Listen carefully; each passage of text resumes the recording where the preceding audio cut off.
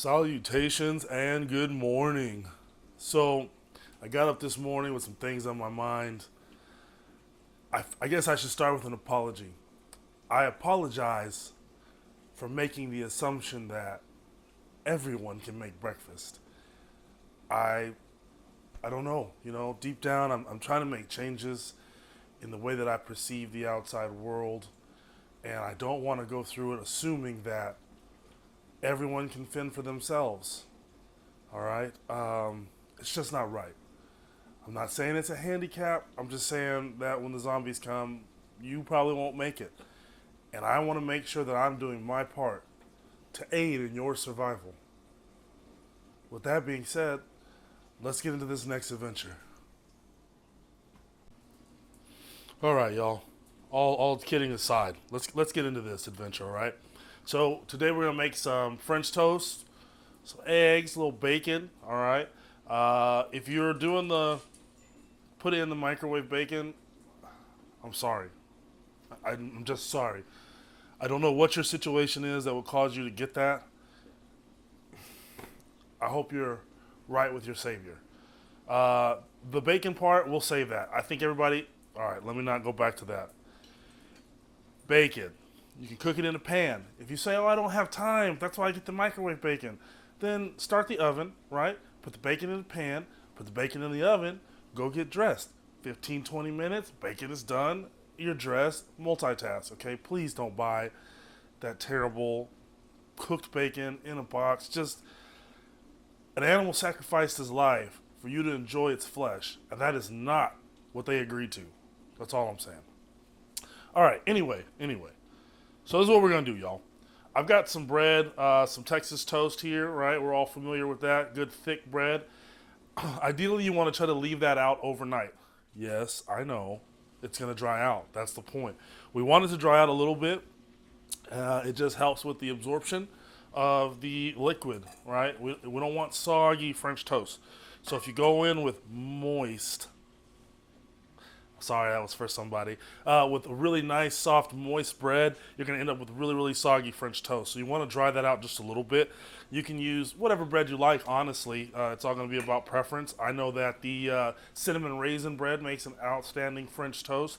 Croissants will make a really nice and delicate French toast as well. So other things you're going to need for this, we're going to need some egg, some milk or some cream. I've got some cream left over from the other dish, a touch of cinnamon, and a little bit of nutmeg. And I do mine a little bit different. I've got these little cuties here that no one in my house apparently eats. So I like to add a little orange zest just for that touch of flavor. And then, of course, vanilla as well. All right, so it's very, very straightforward, very easy, very simple, right? So we're going to go in with our milk or cream, whatever it is that you got there. I've got about a little over half a cup here in this bowl. All of the measurements obviously are going to be dictated by how much that you're making. So I'm going in with a little bit of cinnamon here, a little heavier on the cinnamon than most people would like, and a touch of nutmeg is going in as well. Now, the orange thing, that's just, like I said, this is how I like to do mine.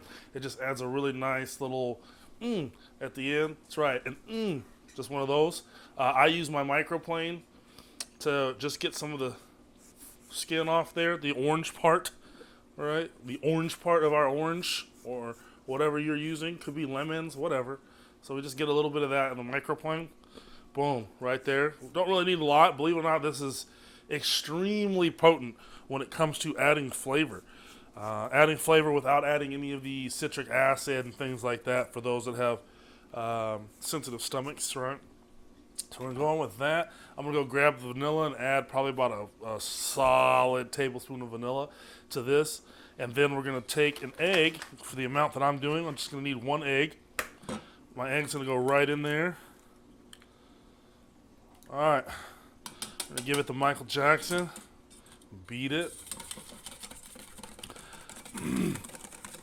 Now, if you really, really want to make this, I mean, just over the top, the longer you allow this cream to set, the more that the actual milk will absorb the flavors of the things that you put into it. So if you're not like me and forgetful, you'll prepare this overnight, right? Preparedness. You prepare this overnight, let it sit in the refrigerator, and I promise you, man, that milk, you'll want to drink it minus the eggs, I reckon. Okay, so we're going to let this sit for a little bit while I get the bacon cooked up. And like I said, for those of you that are new to the kitchen experience, or never been allowed in the kitchen because your parents didn't want you making a mess, and now they want you to cook anyway. Bacon, put it in the oven, 350. Put a little aluminum foil down in a pan. Throw your bacon in there. It'll take care of itself.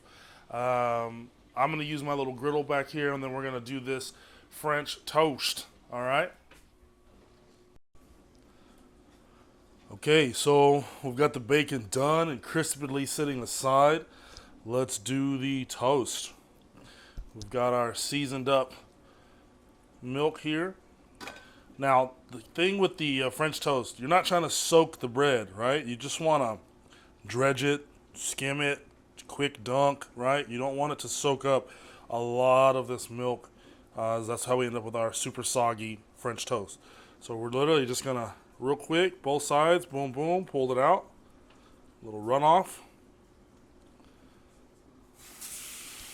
Now I've got the griddle turned down. It's about 280-ish. Alright, I don't want to burn it. I want to let it toast up real nice on its own. Plus, we're going to knock out the eggs as well. That's why I love this thing. So once we get the toast down, we'll get on with our eggs. Uh-oh. Leave it be, Max. Boom. Alright, so we're going to give it a few minutes on each side. Let it brown up nicely for us. And let me get my eggs done. Now, I personally enjoy my eggs over easy.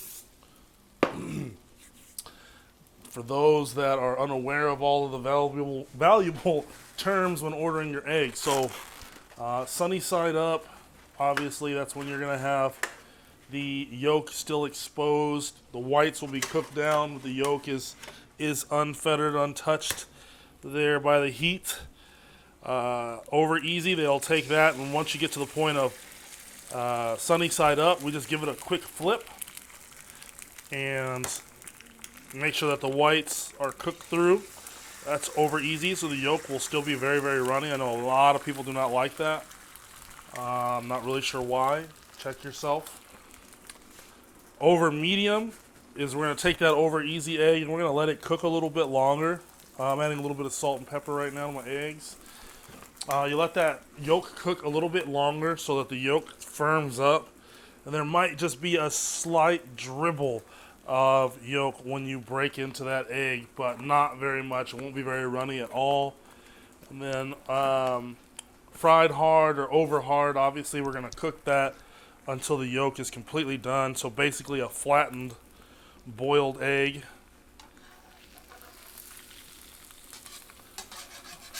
So like I said, I like mine to be over easy. Not a huge fan of scrambled eggs, though my big mama made the best soft scrambled eggs I've ever had in my life. Those are cherished memories. Alright, so give my toast a flip, see where we're at. Alright, I want that a little bit darker. A little bit darker on my Frenchies. Give the eggs a flip.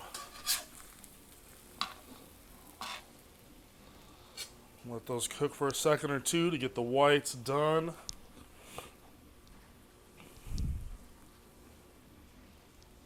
Just went ahead and turned this up to 300 to get that toast knocked out a little quicker.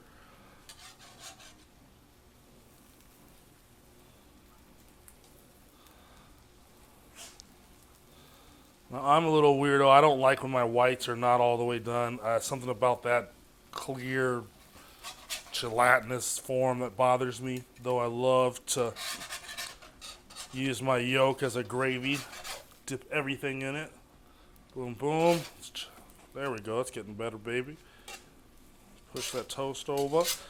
Another thing about French toast that I was not aware people didn't know, even though I swear, like, I don't know, IHOP does it or something. But anyway, when you're using that thick Texas toast or a thick brioche, whatever your choice is, You can fry, you can deep fry these bad boys. I mean, this is the South, baby. We can fry anything if we put our hearts and minds to it. You can fry that French toast. Working at the country clubs, of course, if you've ever been to a country club on a Sunday for brunch, you will probably have run into it, which is the fried French toast. We will normally take that, and after we dip it in that egg and milk mixture, we would take crunched up cornflakes and flop it down into that, giving it a nice crunchy texture, crunchy exterior. Drop that bad boy right in the fryer. The bread does not get soggy. It does not get soggy, not like you think it would. And then we've got crunchy French toast. I mean, it's madness. It's delicious, though. All right, so we've got the color on there, right? Still got a nice, picking that up with the spatula right to the center. It's not tearing through. My bread is not crazily soggy. All right, it's still crazy light, fluffy. Still maintaining its thickness.